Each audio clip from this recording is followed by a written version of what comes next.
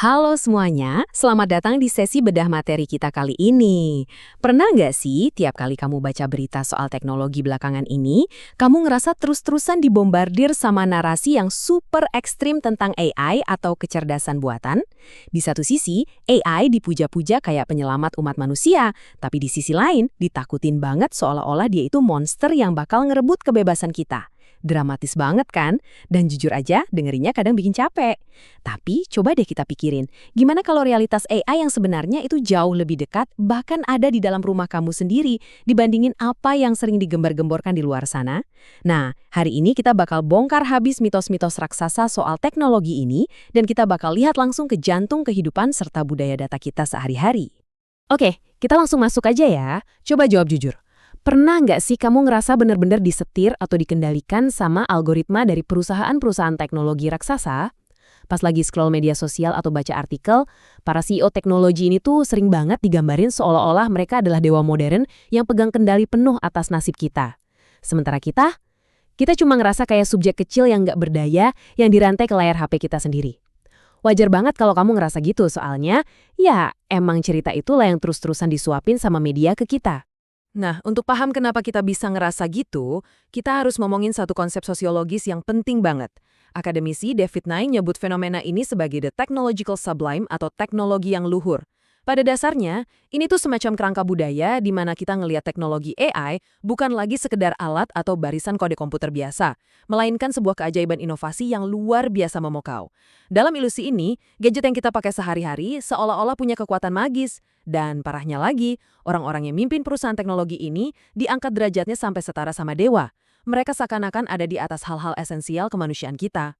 Tapi tunggu dulu. Mari kita bandingin mitos agung yang berlebihan tadi sama realitas yang benar-benar ada di lapangan. Di satu sisi, kita dijejali sama mitos magis dari tech sublime tadi, lengkap dengan para CEO miliardernya yang seolah bisa ngubah dunia cuma dalam semalam.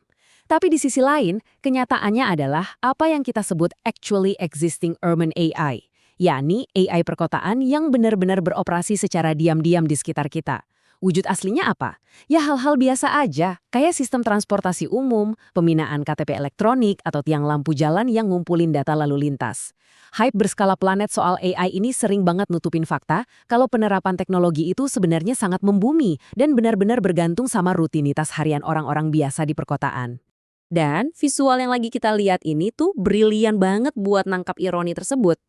Kebenaran yang sesungguhnya tentang AI yang konon katanya super canggih dan mendominasi dunia itu adalah seringkali dia cuma berupa notifikasi update software yang membosankan.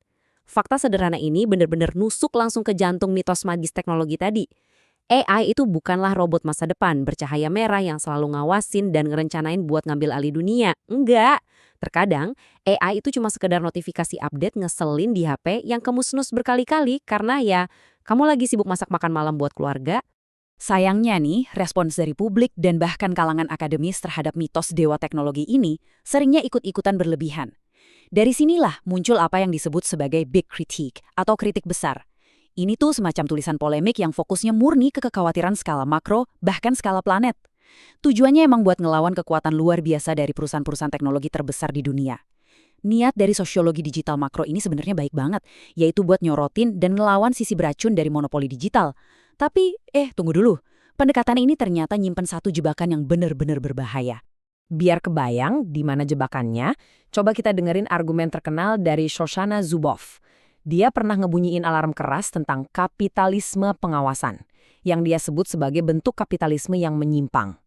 Dia bilang, perusahaan-perusahaan raksasa ini ngambil jejak data kita, atau istilah dia tuh asap buangan digital dari kehidupan kita sehari-hari, terus ngubahnya jadi analitik prediktif. Nah, kalau kita pakai kacamata kritik besar ini, manusia sering banget direduksi, seolah-olah kita ini cuma sekedar konsumen yang nggak sadar apa-apa. Entitas tanpa kendari yang cuma hidup buat produksi data mentah supaya dieksploitasi sama raksasa teknologi.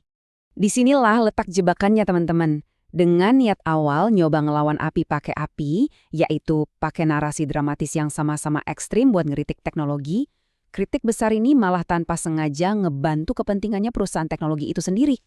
Coba deh pikirin.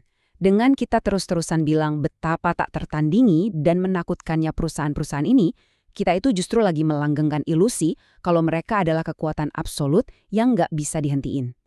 Dan parahnya, di saat yang sama, narasi ini mencabut agensi kita, mencabut daya tawar dan kendali dari orang-orang biasa kayak kamu dan aku. Kita jadi dibikin ngerasa benar-benar lumpuh dan gak berdaya ngadepin mesin.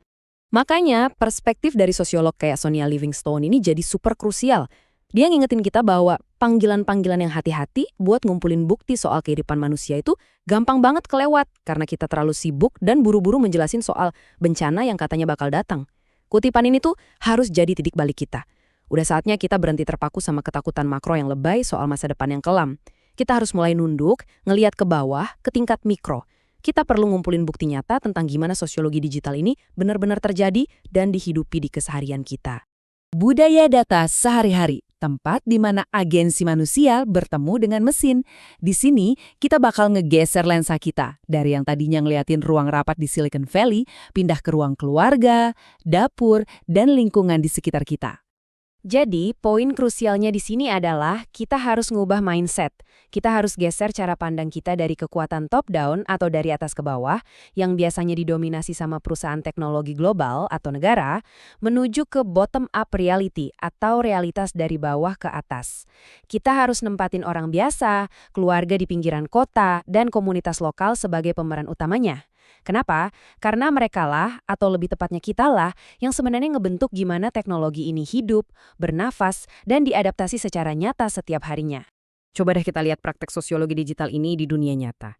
Pertama, bayangin ada satu keluarga, orang tuanya cerdik banget ngehubungin kalender digital keluarga mereka ke speaker pintar di dapur cuma buat ngatur rutinitas pagi anak-anak yang biasanya kacau balau. Mereka nggak lagi dikendalin sama AI kok, tapi mereka secara aktif bikin solusi praktis buat ngebantu interaksi di rumah. Kedua, ada komunitas queer yang secara aktif ngerebut kembali ruang-ruang digital buat nyiptain model keintiman yang aman, penuh perhatian, dan menyenangkan buat mereka. Dan ketiga, kita ngelihat banyak individu yang nggak cuma pasrah. Mereka merespon dengan kritis, misalnya dengan sengaja matiin fitur pelacakan otomatis demi privasi dan kenyamanan mereka sendiri. Intinya, manusia itu selalu memodifikasi alat sesuai kebutuhan mereka. Tapi ya untuk adilnya dan supaya kita tetap objektif, kita juga harus ngakuin kenyataan yang lebih gelap. Budaya data sehari-hari ini juga mencakup sisi kelam, di mana ada subkultur beracun atau bahkan pelaku kekerasan yang ngeeksploitasi mesin padat data ini dengan cara yang bahaya. Teknologi rumah tangga biasa yang tadinya bantu rutinitas bisa diubah jadi alat pelecehan atau kontrol. Memahami secara utuh apa itu agensi manusia, berarti kita harus sadar kalau daya itu bisa dipakai buat memberdayakan interaksi yang sehat, tapi bisa juga disalahgunakan buat menyakiti orang lain. Nah, mari kita beralih dan lihat gimana pemahaman ini ngebangun cara pandang baru kita. Pada dasarnya, sosiologi digital itu narik fokus kita menjauh dari hiruk-pikuk hype perusahaan raksasa, langsung menuju ke praktek sehari-harinya orang biasa. Kesadaran ini memperdayakan banget loh. Ini ngebuktiin kalau di era kecerdasan buatan sekarang ini, agensi manusia itu belum mati sama sekali. Kita ini bukan sekedar korban pasif tak berdaya yang cuma ngasilin asap digital. Enggak, kita adalah arsitek aktif yang nentuin gimana teknologi itu boleh masuk dan berfungsi di dalam batasan ruang personal kita.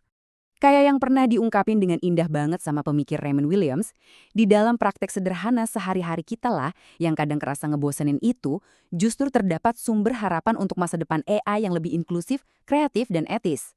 Bayangin aja, harapan sejati buat etika teknologi masa depan itu nggak dirumusin sama para miliarder teknologi dari menara gading mereka di Silicon Valley.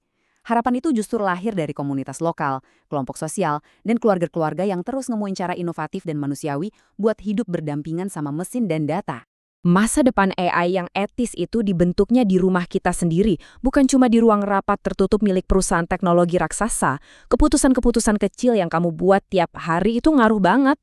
Mulai dari gimana kamu batasin privasi di perangkat pintar rumahmu, gimana kamu ngajarin anak buat ngomong sama asisten virtual, sampai cara komunitas kamu berbagi informasi di grup chat, semua tindakan ini punya bobot sosiologis yang gede banget. Praktek rumahan kita lah yang secara aktif lagi ngerakit kompas moral dan ngebentuk arah tujuan dari kecerdasan buatan itu sendiri. Sebagai penutup, coba deh renungin ini sebentar. Kayak apa sih sebenarnya habitus data atau kebiasaan interaksi digital di dalam rumah kamu sendiri?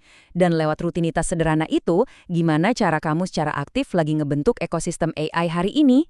Lain kali kamu ngerasa terintimidasi pas baca berita soal dominasi Big Tech, ingat ya, kekuatan paling nyata buat mengadaptasi, menolak atau ngebentuk arah teknologi itu ada tepat di ujung jari kamu dan di dalam ruang keluarga kamu sendiri. Terima kasih udah gabung di sesi bedah materi kali ini dan teruslah jadi arsitek aktif buat dunia digital di sekitar kamu.